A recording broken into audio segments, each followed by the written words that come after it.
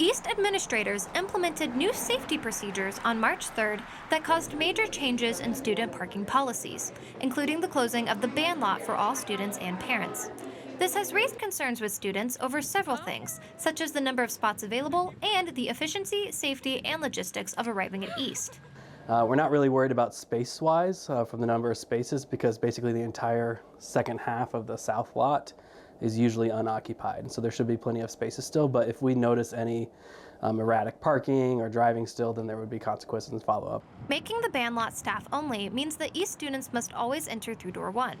Although this will take adjustments, East administrators decided this policy is the best way to ensure school safety. The practice of a single-point entry is widely considered to be one of the best practices from a school entrance perspective. Putting everything to door number 1, the expectation widely is that no other door should be used. And so if another door is being used, it becomes easier to identify because they're not supposed to be there, period. Once we identified that we need to move to single-point entry, we identified that an excessive number of students were violating the expectations that were set over a year ago about that not being an entrance. And so the plan is once the new parking process, the single point entry takes place, that we won't have an administrator down there all day because that's a pretty poor use of time that is valuable to a lot of people.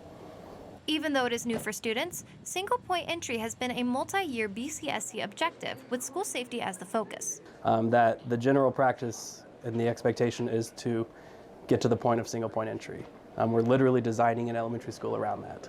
We did those changes of locking down some of the doors in the morning to move to 2 doors with the expectation that we were going to be moving to that single point. So that's not just an East initiative, that's a BCSC driven thing to move to single point entry. And so the plan all along was to be 100% single point entry for next school year.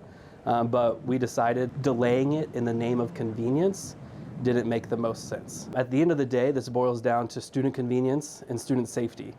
And student safety every single time is going to win.